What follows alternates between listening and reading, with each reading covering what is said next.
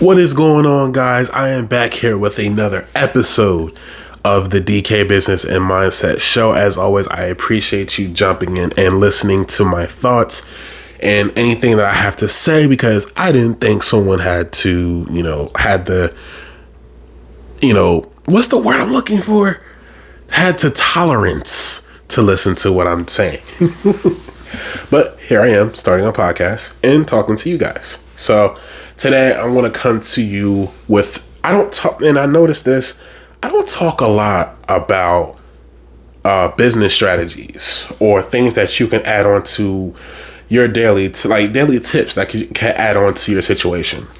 You know, whether you're working a 9-to-5 or you're self-employed or you're an entrepreneur who's just starting out. I don't talk about enough business tips. I can talk about mindset all day, but I don't include enough business tips. So today I want to cover something that may interest you. Maybe you've thought about it. Maybe you haven't thought about it, but it's some things that I have tried out and actually has working for me. Some of them I'm actually still doing. And along my journey of entrepreneurship, I know eventually I won't have to do these side hustles anymore. But today I do want to talk about side hustles that can help you right now. Or you can actually side hustle that you can literally start today. So here is my history with side hustles. Just to give you a little bit of background. What do you know about side hustles, Dante? Well, it all started when I was a wee little bit. No, I'm just playing. No, it all started when I was younger. My very first side hustle that I ever done when I was little, I used to sell candy in school. Now, fortunately, I never got in trouble for it. But I remember I used to go into the little bodega back in Vineland. They call it La Favorita. And I used to go to get the candy. They had the 5-cent candies, the 25-cent bag of chips. That's when chips were 25 cents a bag. Now they cost like $1 a bag. But, I used to buy those stuff. And I would go back to school and hustle it. Literally, I was hustling it the whole time. Me and my stepbrother Dante, we used to do the same thing. He used to buy candy, buy chips, buy the 50-cent drinks from the bodega, and then we would go back to the corner and sell it for $1. We'll upsell it. So if we bought a juice for 50 cents, we'll upsell it for $1. Or if we bought candy for 5 cents, we'll upsell it for 25 cents. And, some of the kids used to catch on wait, I can go to the bodega and buy this. But some of the other kids who didn't feel like riding their bikes all the way to the bodega would pay us 25 cents for a piece of candy. Or they would pay us $1 for a drink, So it was a pretty good side hustle, to say the least, to make us some money. So it was pretty awesome. From there, my next side hustle was when I got to high school. Every time in New Jersey, it used to snow a lot. So I used to pick up a shovel and get the shoveling. Now, I didn't understand my worth at the time when I was out there shoveling snow. I'm thinking back at it now. So here's what I used to charge people. I used to charge people $10 for a driveway and $10 for a sidewalk. Now, some of you are probably like, whoa, you are way underselling yourself. Now, hold on. The houses that we lived in, we didn't have long driveways. The houses were kind of together. And on top of that, the driveways were, I'm trying to guess. The driveways were probably no more than maybe 3 to 5 yards long, maybe 7 yards long. So I wouldn't charge a lot to do the driveways depending on how heavy the snow was. So if the snow was fluffy and light, I only charge $10, and I would change $10 for your sidewalk. Altogether, that was $20. Well, some people saw that as a cheap opportunity. They handed me the $20. I did the job for them, and I used to move on to the next house. One winter, it kept snowing like crazy. I think the course of that winter, I literally scored about $500. And that actually helped me towards my car that I was trying to get fixed out of the shop. Dad, you remember that. The one car that you bought me, that it worked for one semester and then it shut down. So we had to pay all that money to put the car back on the road. So literally that entire $500 that I raised up that winter went towards that car.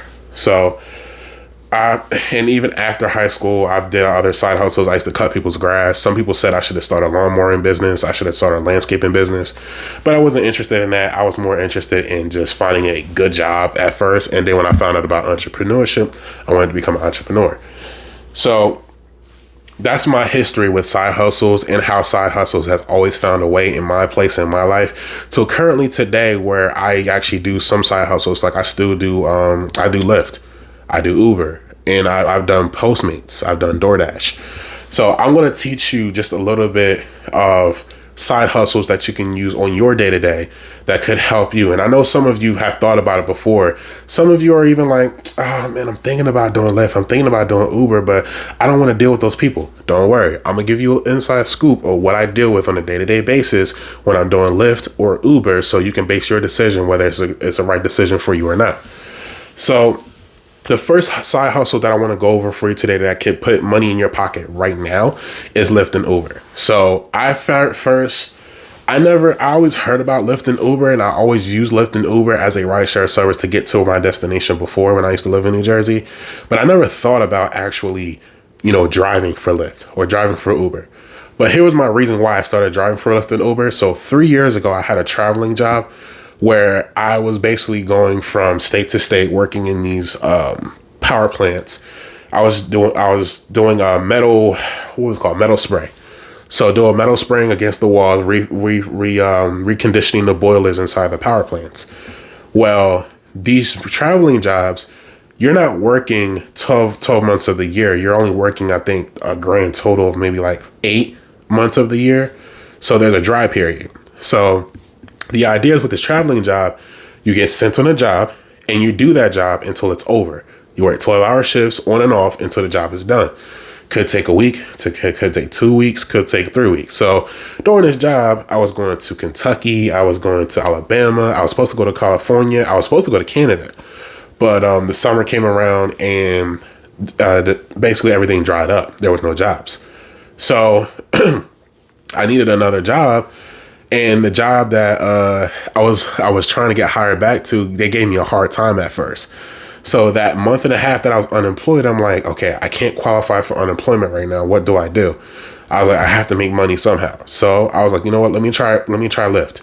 So first I applied for Lyft, and all you got to do with Lyft is they're going to ask you some information. They're going to ask you for your first name, your last name, your social security number, so they can do a background check. They're going to ask for your registration. They're going to ask for your insurance, and make sure all the checks clear.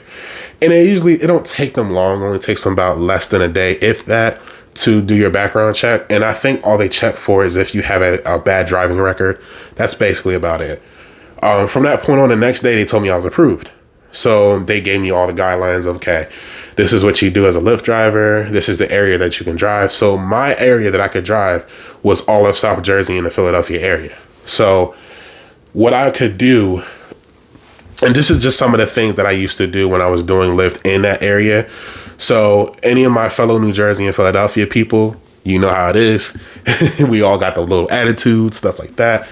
But I used to do little things. I used to treat it, because basically, one of the thing about Lyft, you are a business, believe it or not. You are a self-contractor. You are a independent worker. You're not employed. You're self-employed.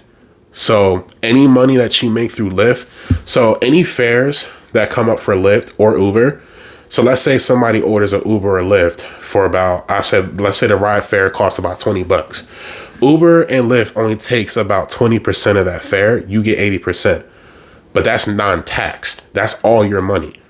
So obviously follow the rules, make sure you're paying your taxes. And if you don't know how to pay those taxes, follow up with a tax professional. But they're going to initially give you all your money that you've earned first. They're not going to tax it. They're not going to do any of that money because you are a sole proprietor. So make sure, like I said, follow up with a tax professional. If you don't know how to file your own taxes and to file a 1099 or a Schedule C or Schedule F or anything like that. So basically, with that being your own money, my advice to you is that when you receive that money, once, let's say your earnings for that day was $100, make sure you at least, I say a rule of thumb, if you know that most jobs you've ever worked, they take out about like 20% of whatever your paycheck is. So a rule of thumb, I'd say whatever your earnings are that day, take 20% of it and put it to the side. From that point on, some of the things you're going to have to deal with doing Lyft. I'll give you some pros and I'll give you some cons. Pros. You can get paid that same day. If you have a debit card, you put it on your profile. You set up the instant pay, and they'll charge you about like 50 cents each time you use it. But once you're done for the day, let's say you earn $100, they'll charge you 50 cents out of that $100, and they'll send you that money to your account instantly. So you have an opportunity to get paid that same day. You don't have to worry. You don't have to wait until a paycheck. And you do, if you want to wait for the entire week, you can wait, and they'll pay you weekly. But if you need that money now, you can get that money now. Same thing for Uber. So Uber, you can set up your account same way. So, excuse me, I have a little bit of breathing issues today. I don't know if I need to take some tea or like whatever, but I'm gonna get all this clogginess out of my breathing. But anywho, back to the situation with Lyft. So here are the pros of doing Lyft. The first pro I just listed was you can get paid the same day. Another pro with Lyft is that you can get discounts. So one of the things that I actually incurred upon when I was doing Lyft a lot, especially even now, as long as I have that Lyft sign on my thing and I have the Lyft Share app on my phone, I got discounts on oil changes. I've got discounts on any type of work that I needed done on my car. And which leads me to the next pro is that you're going to have some expenses, which that could be a con, but it's a pro at the same time because you're a sole proprietor and you are a self-owned business. You can claim all that stuff on your taxes. You can claim any mileage you have that you have put on your car. You can claim any gas that you put in your car. You can claim your cell phone bill because that's what you use for your business.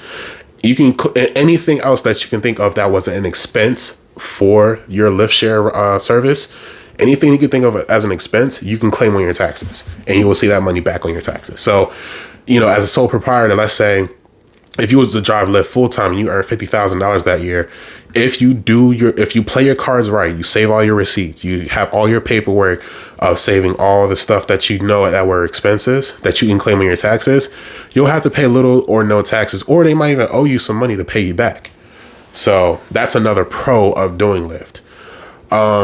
And then there's the obvious cons, but I can go over the cons with you. Like, I think some cons that I've experienced with Lyft is that you're putting mileage on your car. So if that is your A to B car, be careful because you are putting a lot of mileage on your car, and that could cause some problems down the road, especially if you have an older car.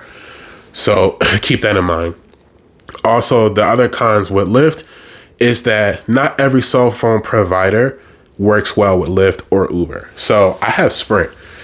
And if any of you know about Sprint or have Sprint, Sprint is terrible when it comes to their service. So there are times where I'm in these areas that are like very woodsy and, you're trying to work your way around it. And the cell phone service doesn't necessarily work all the time with the app. Sometimes you got to reset it twice before it works again. So that could be another con. Another con, if you don't like dealing with people, that could also be a con because you could have some unruly people in your car that, you don't want to respond to.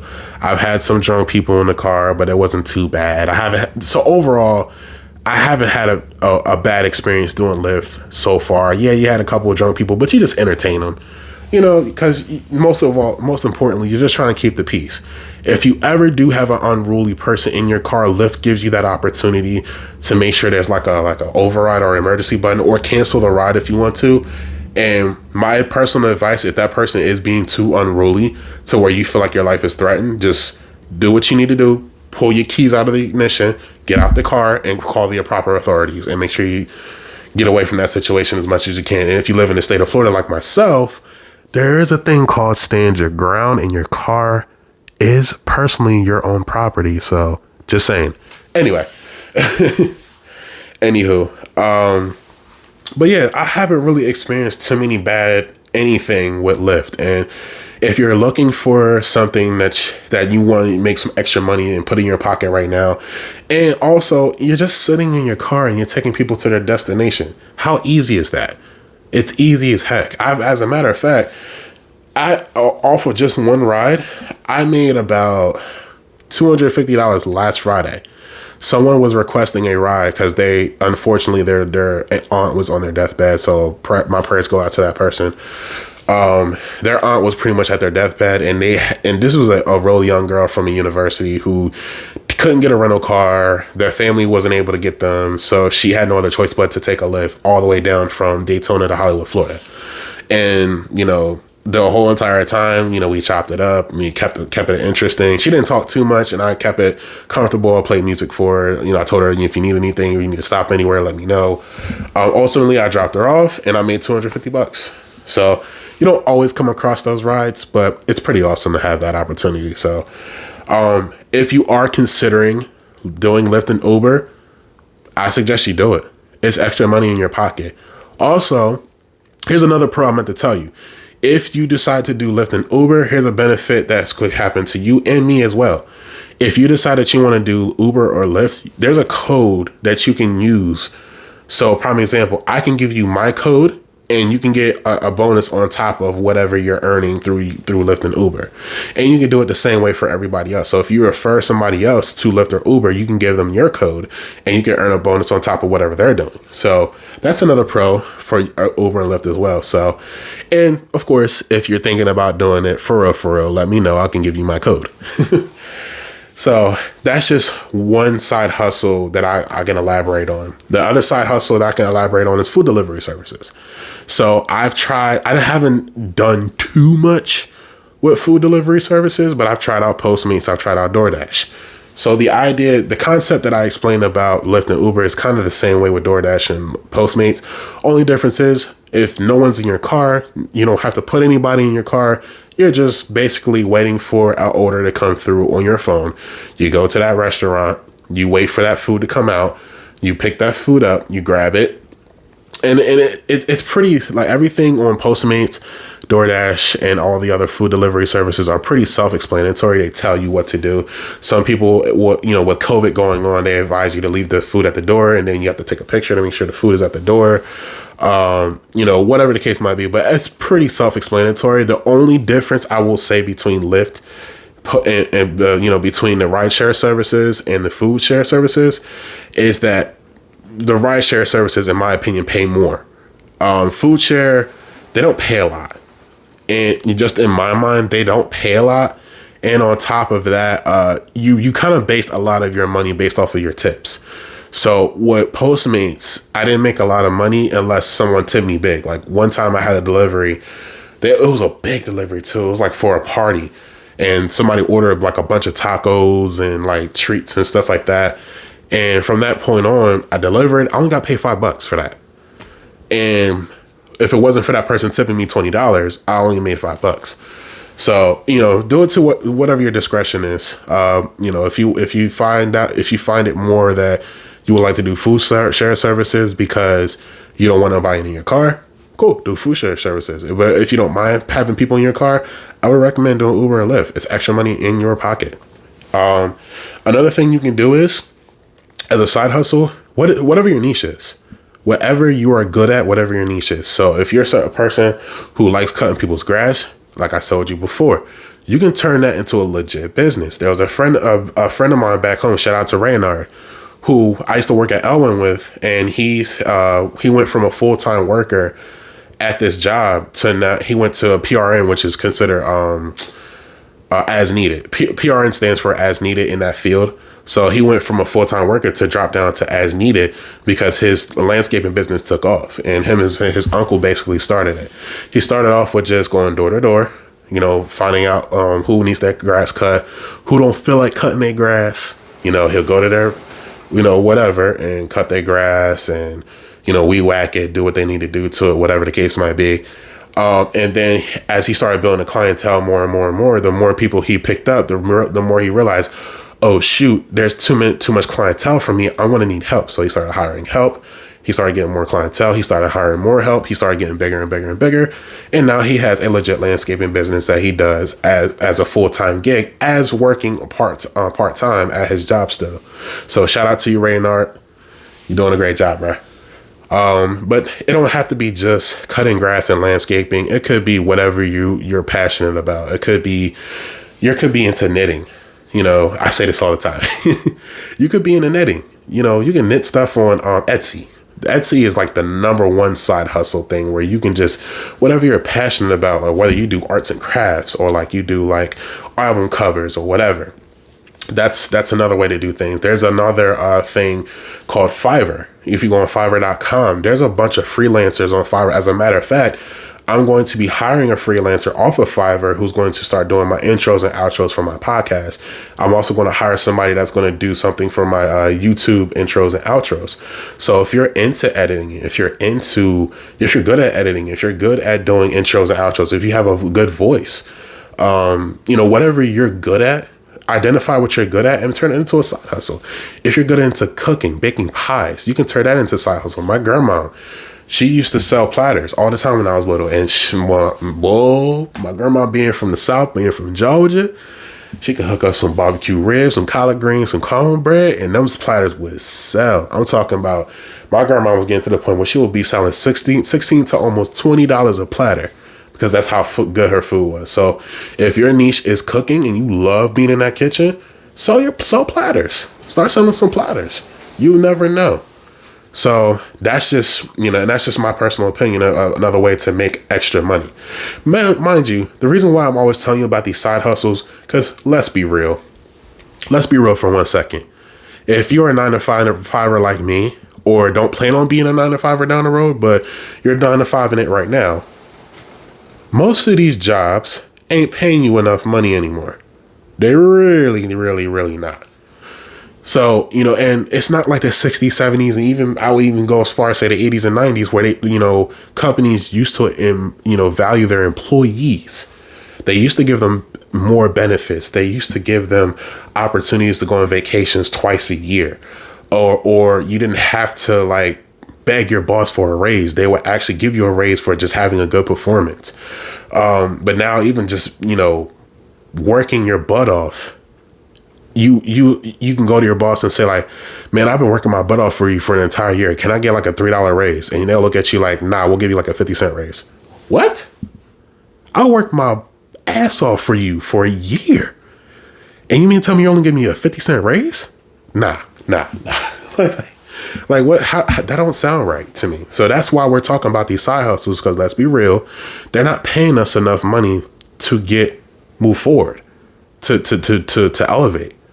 You know what I mean? So, and most jobs nowadays I know are trying to cut away from overtime. If overtime is available with your job, most of them are trying to cut overtime.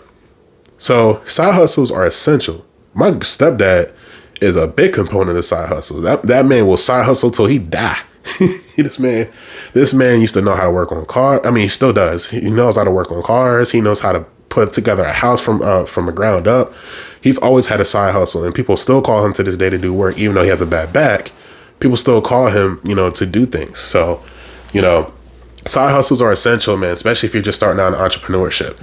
I want to go over also buying and selling is another great side hustle that you can get yourself into. 3 examples I can go over. You can buy and sell cars. I've met some people who literally buys and sell cars. They'll go on Craigslist. They might. I haven't seen anybody actually go on like Car Guru or these dealer websites, but more so websites like Craigslist or cheaper situations to where they'll, especially if they're a mechanic and they know how to work on cars, they'll buy that car for what it is, see how much damage is done to the car. They'll buy it, fix it up themselves, and resell it for a higher price. I've seen a friend of mine who used to do that with BMWs. He used to find old BMWs because the name BMWs are very, very popular. So he would find an old BMW, he would fix it up and then resell it. So that's just another side hustle you can get yourself into. People do that a lot in flea markets to where they buy and resell. You can buy and resell cards. Now, here's something that I just picked up on that I thought was amazing personally, because when I was younger, we used to collect baseball cards. We used to collect Pokemon cards. We used to collect basketball cards, stuff like that. And I thought it was just a dead art. But a friend of mine, Roy Williams, posted something on social media the other day where he was just showing the fruits of his labor. He said he listened to Gary Vee 2 years ago when Gary Vee said that had predicted that baseball cards, basketball cards, football cards, and even Pokemon cards were going to come back to fruition. And guess what? It did. As a matter of fact, what started it all was, I think, a rookie LeBron James card is now going for $10,000. So, you can even like buy like a Lonzo Ball card or a Zion Williamson card or any card that, you can kind of grab right now, because there's as far as like NBA players that their cards are already like off the chain. But cards that who are going to come up from the get, you might want to buy now. So as it goes down the road, 2-3 years down the road, their stock is going to rise, and you'll make. Let's say you paid $1,000 for that card.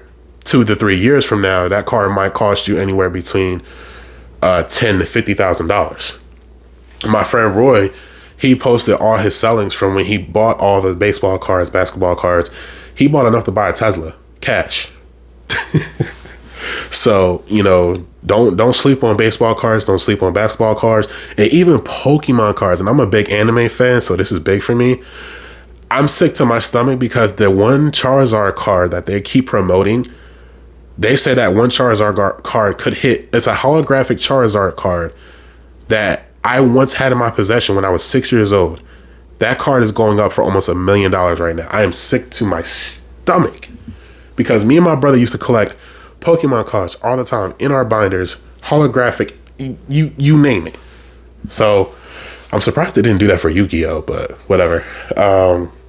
But yeah, I was getting into card trading again. And also another thing you can get into for buying and selling is video games. Now, the reason why I'm saying this because of the recent mishaps, and this is something as a true gamer I hate, but unfortunately, this is the world we live in. If you get your hands on a PlayStation 5 or Xbox Series X right now, we all know the retail price is $500, but they are being sold out every single time you try to buy one. Go on GameStop.com, go on Best Buy, go on Walmart, go on any retail place that you can try to find a gaming system. You ask them about a PS5 or Xbox Series X, they're going to tell you they're sold out.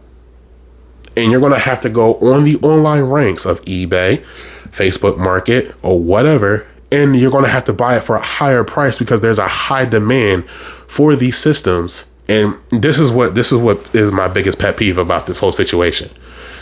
As a true gamer, we just want to play video games. We know that the system is $500, but these people who don't even game actually cheat the system by outbeating us to getting a system. They buy it for $500 and then they sell it for $1,000. I get the hustle, but man, does it annoy me. So if you're not really a gamer or you just want to get into that hustle of selling a PS5 or Xbox Series X for double the price, that's another thing you can get yourself into. If you get your hands on an Xbox One X in the market, or an Xbox or a PlayStation 5, and you get your hands on it and able to buy it for $500, congratulations. Now you can sell it for $1,000. So that's another way to put cash in your pocket as well. Also, look in your house. There could be stuff in there you can sell as well too. Two more things I want to cover too. You can start an online business. I'm currently part of the Young Entrepreneur Project, where it's basically, I'm an affiliate of the Young Entrepreneur Project, where all I have to do is refer someone to the Young Entrepreneur Project, and whatever sees fit to their liking. If they see the value in it, there you go. And there's other affiliate programs out there as well too. So, you can get into affiliate marketing. You can get yourself into trading. Personally, I tried Forex trading. It's very complicated, but if you understand the system, if you understand the little knobs and everything else, the statistics and how it rises and falls, it's actually a very profitable thing. Trading, believe it or not, is like very profitable. So I don't necessarily have the time for it now, but I know trading is something I definitely want to get myself into down the road. So I can, basically not just let my money sit in a savings account. I actually let my money work for itself. Also, e-commerce. E-commerce is another thing that you can get yourself into. E-commerce is basically like having your own online store. So, if you want to start selling t-shirts, Teespring is a place you can go to where you can start selling your own t-shirts. There's other e-commerce platforms that you can utilize as well. A big e-commerce platform that I'm hearing about is Amazon. Some people say drop shipping, but the one I was interested in was Amazon private labeling. So private labeling was from my understanding, is when there's a bunch of warehouses all over the world who has products in their warehouses that don't have labels on it and is just collecting dust. So where we come in, we start an LLC. we have our branding, and then we find these warehouses. We do a deal with the warehouses. You stamp your label on there, and then you sell your products on Amazon. So anywhere from Q-tip, and you find things like stuff that you know is going to sell, like Q-tips, toilet paper, paper towels, stuff people buy on a demand or regular basis, or stuff that you know that's going to sell on your e-commerce platform. So that's another side business you can do. And the last thing that I wanted to bring up is online surveys. You can do online surveys as well. So I made a little bit of money here and there. I played with it with doing online surveys. I didn't make too much. There's plenty of websites you can go on to do online surveys. If you don't know what websites to go on, there's plenty of content that you can go on YouTube and Google to find out where you can do online surveys. There are even some places who will reach out to you to say, hey, we feel like you would fit well with this survey. If you do this, that, and the third, we'll pay you a certain amount of money. So if you want to find more information, you can do your research on Google and YouTube, whatever the case might be. Trust me, you won't forget it. You won't regret it. You won't. So that's all I got for you guys. That's all I really got for you today. Those are, in my opinion, side hustle. And there's many, many, many more side hustles you can get yourself into. But those are the things that I've done research on, or either actively doing or have done research on, and is very profitable that you can utilize for yourself. Now, remember, any side hustle you do, it's not going to be easy in the beginning, but there are some side hustles that you can do right now that'll put cash in your pocket right now. Some side hustles you might have to build up. Some side hustles you might be able to get cash at the right now. So, if you like what you heard, obviously make sure you hit that like, comment what was your favorite part about this.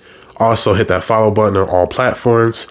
And also, if you would like to support the podcast, there's a link in the description where you can support the podcast in any way, shape, or form and become a monthly subscriber. If you want more information, I'm actually going to be hosting there's 3 tiers that I want to do for people. There's going to be a 99-cent tier, there's going to be a $4.99 tier, and there's going to be a $9.99 tier for the donations as far as monthly subscribers. And basically every tier will have its own benefits. So I'm going to be putting that all together. But if you do want to be a supporter of the podcast, the link is in the description for this. And as always, guys, I will see you in the next episode. Love you guys.